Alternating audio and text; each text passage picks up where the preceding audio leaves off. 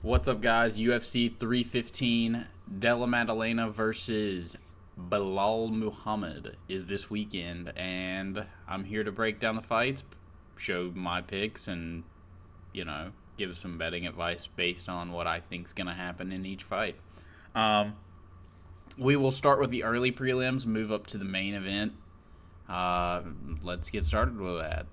Let's go for that.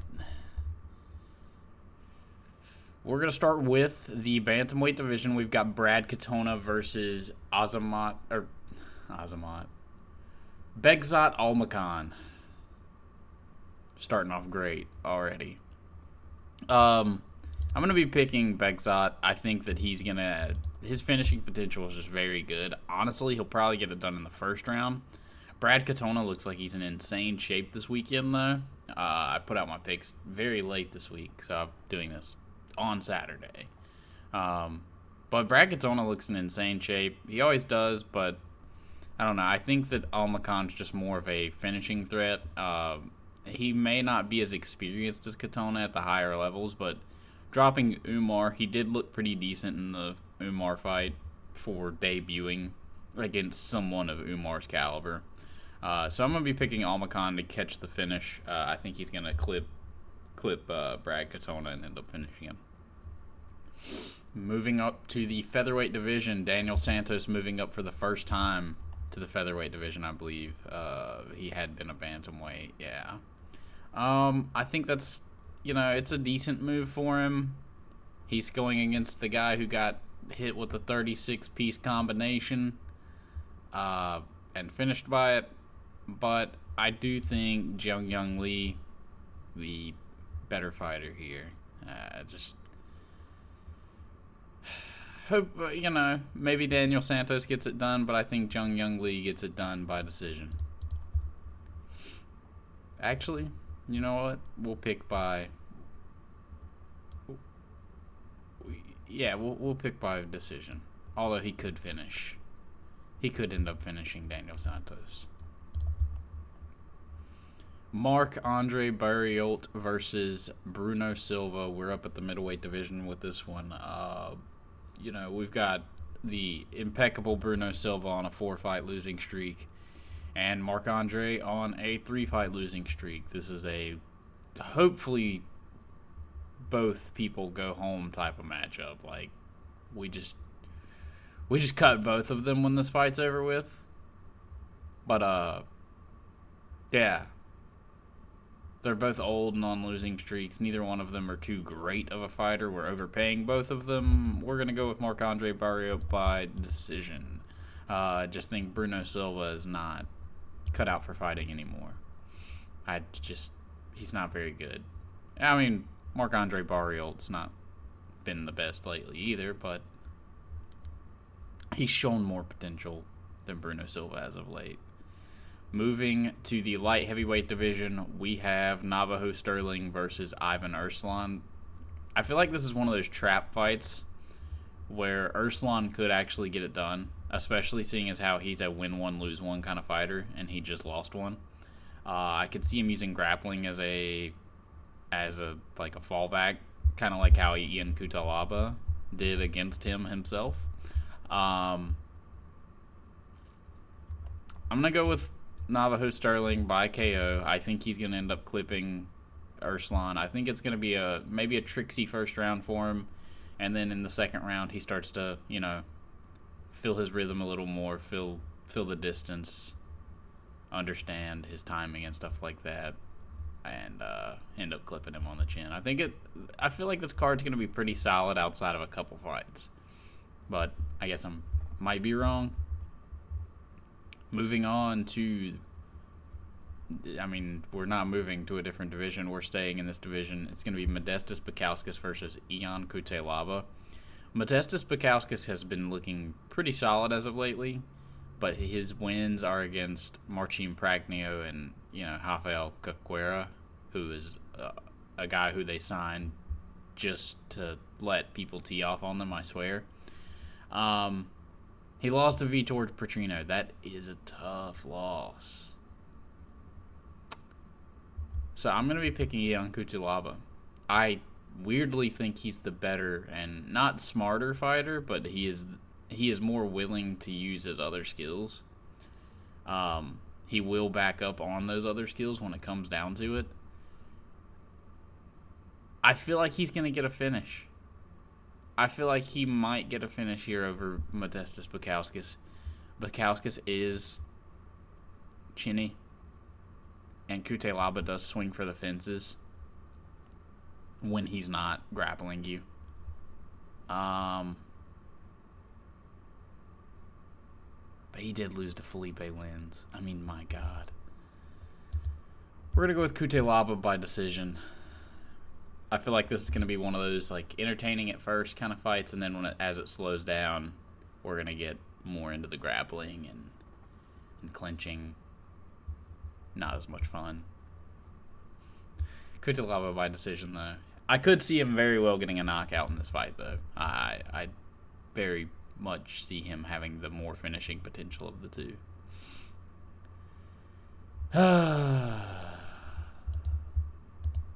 And they just ruin the mood, you know? They just absolutely ruin the mood with that one. Moving to the next fight of the night, we've got, in the welterweight division, it's going to be Mike Mallet versus Charles Radke. You know, I'm here for say it again, Radke. I just don't want Mike Mallet to win. If he chooses to be a point fighter in this fight and fight at range and tippy-tap and all that, he can win this fight. Oh, my God. But Mallet very well can win this fight. He probably is the favorite, or should be the favorite to win. But that's if he fights smart. He's not the smartest fighter. He's gassed himself out against guys like Neil Magny, trying to finish him.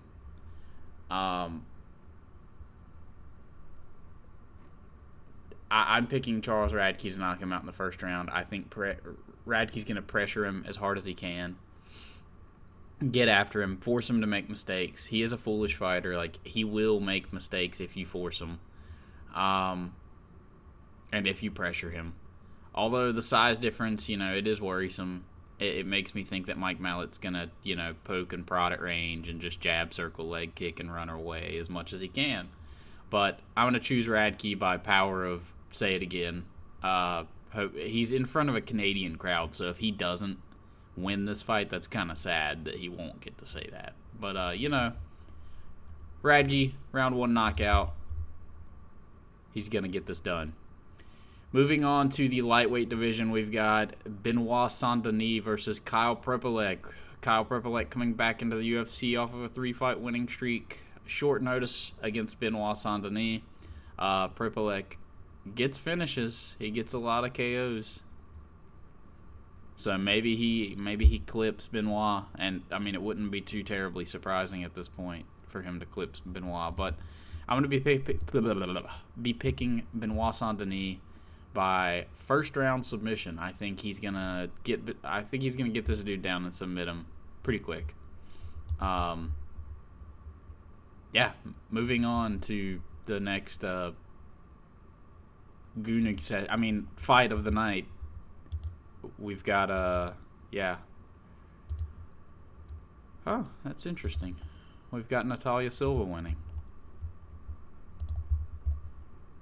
What a fight, right?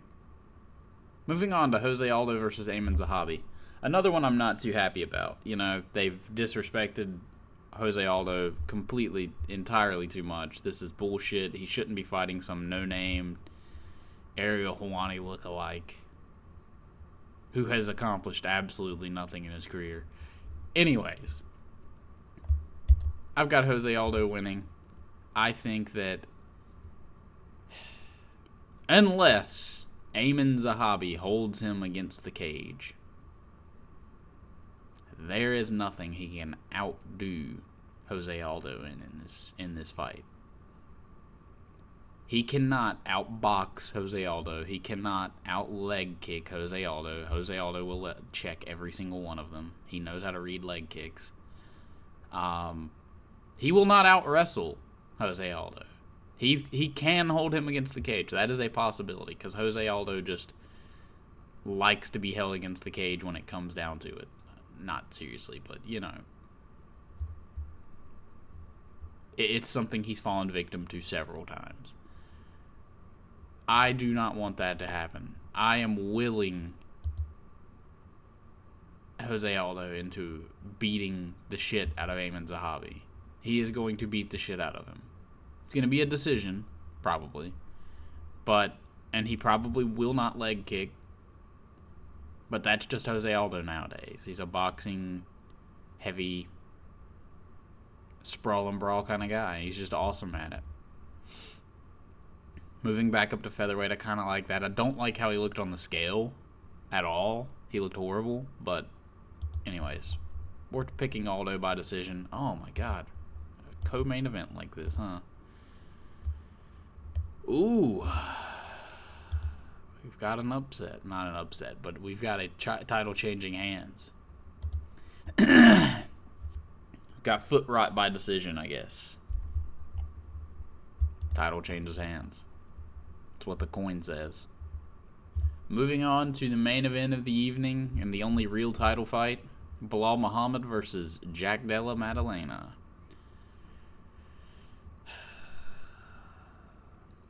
There's one hand where I get the fights I want to see with Belal winning.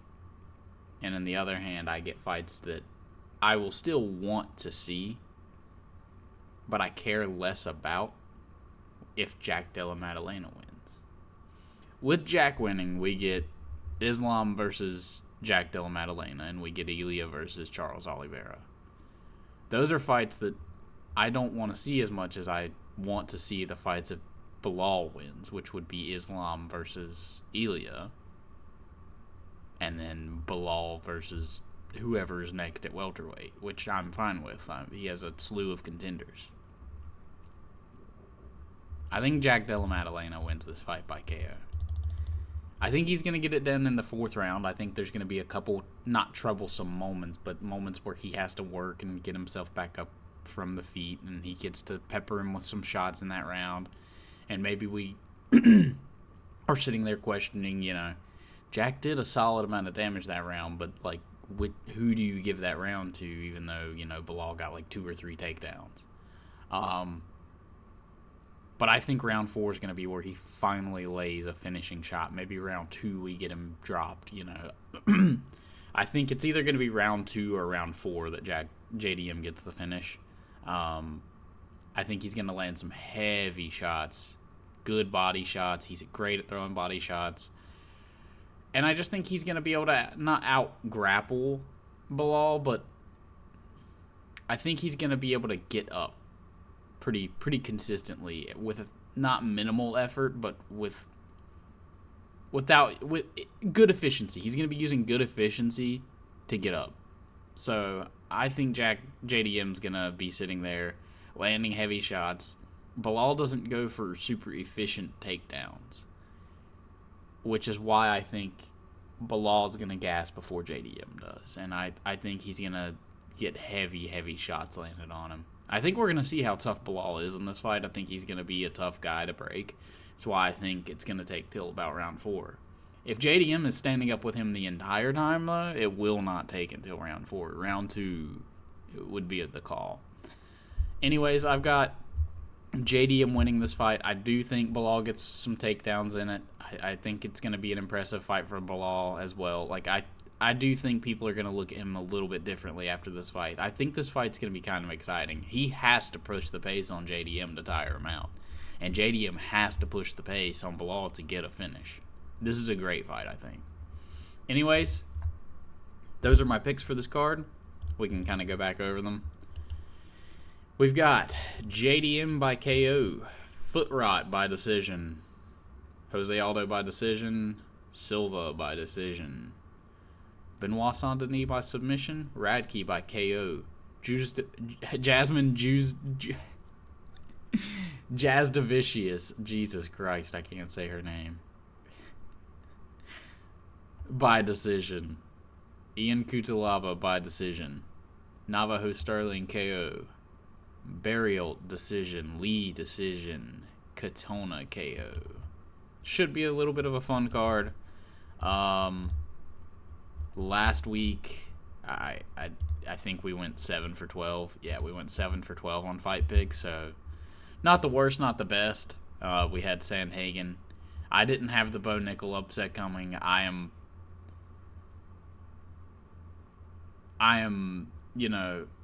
laughing at that one, at how bad Bo Nickel looked in that fight. But RDR is the man. He looked so fucking impressive. Beat the shit out of Bo Nickel. I wish I had predicted it. But his slow plotting style I just didn't think would match up well with Bo Nickel's overhand rights, but it sure fucking did. He beat the shit out of Bo Nickel, made him look like an absolute fraud of a fighter. Ponzinibbio getting knocked out was kind of hype. It was crazy. Didn't expect it to happen. I fell asleep during these fights, these two. The Mason Jones fight was incredible at first. The first 2 rounds were great. Then there was this. Azamat Bakoyev being my absolute hero and knocking out Ryan Loder was amazing. I loved every minute of that. That was one of the best fights I've watched in a long time. And then Bakoyev being this now Twitter sensation is just hilarious. Jillian Robertson winning a fight by finish. Pretty impressive. Discount Ilya Taporio getting fraud checked by an Asian. I did not expect this. Can they fight all of a sudden now? Like, are we getting some Asian fighters? Because Ming Yang Zhang looked great, but I mean, let's just say who that was against with Anthony Smith. Thomas the Train Peterson doing everything he can to not finish Nantel Mays when he had every opportunity to do so, and then there was this fight. Anyways, we're doing pretty solid on the channel this year. We're at like 63% on picks, and yeah. Hopefully we do incredible tonight. Looking to sweep the card, probably won't. I'll see you guys, I guess, Wednesday for the next fight breakdown. Like and subscribe. Bye.